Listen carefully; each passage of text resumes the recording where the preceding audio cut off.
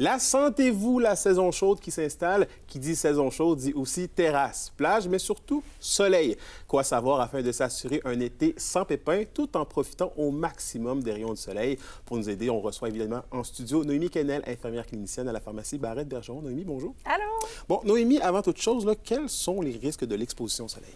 Bien, c'est les rayons UV qui nous rendent plus à risque de cancer de la peau. C'est fréquent, les cancers de la peau. Là, plus de 40 des nouveaux cancers à chaque année au Canada, c'est des cancers de la peau. L'indice UV, dans le fond, on peut la repérer sur l'application météo sur le site. C'est entre 0 et 11 +. À partir de 3, on recommande de bien se protéger contre les rayons. Et ils sont plus forts entre 11 h et 15 h aussi. Donc, à ces moments-là, on cherche plus l'ombre ou on ne va pas s'exposer du tout. Et une fois que ça c'est dit, comment on fait pour bien se protéger? Oui, on met de la crème solaire, mais ça fait pas tout, là. Non, il faut bien la choisir. Donc, on veut une crème solaire qui protège contre les UVA, UVB, qui est à large spectre. On veut aussi que le FPS, le chiffre, soit de 30 et plus. Il faut en mettre aussi plus souvent, tu sais, aux 2 heures, ou si on se baigne, si on sue beaucoup. Il ne faut pas oublier le nez, les oreilles, le crâne, qu'on oublie souvent si jamais on a moins de cheveux ou pas de cheveux du tout. Maintenant, les autres parties du corps, comme les lèvres, il y a des bombes à lèvres qui se vendent avec du FPS qu'on peut les protéger.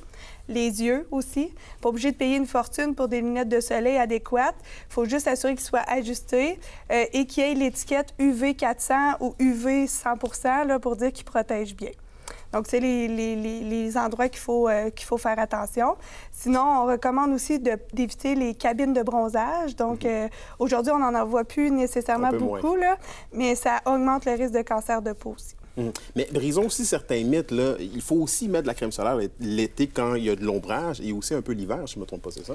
Exactement. Les rayons UV, ils traversent les nuages. Donc, comme on est souvent, même plus souvent dehors quand c'est nuageux, parce que moins de soleil, la chaleur est moins écrasante, on se rend encore plus à risque. Et l'hiver, les rayons UV, ils vont refléter sur la neige. Donc, ça nous rend à risque aussi. Donc, on n'est jamais vraiment à l'abri de tout ça. Non. Et bon, ça peut arriver, certains oublient, une fois que le mal est fait, on prend un coup de soleil. Comment on peut traiter correctement un coup de soleil, là? Un coup de soleil, c'est une brûlure, hein? Fait que ça fait mal. Pour se soulager, on peut prendre des médicaments contre la douleur en vente libre. Des compresses froides aussi vont aider. Du gel d'aloès. Je recommande aussi de bien hydrater la peau pour qu'elle récupère bien, puis de ne pas la réexposer au soleil une fois que le coup de soleil est là.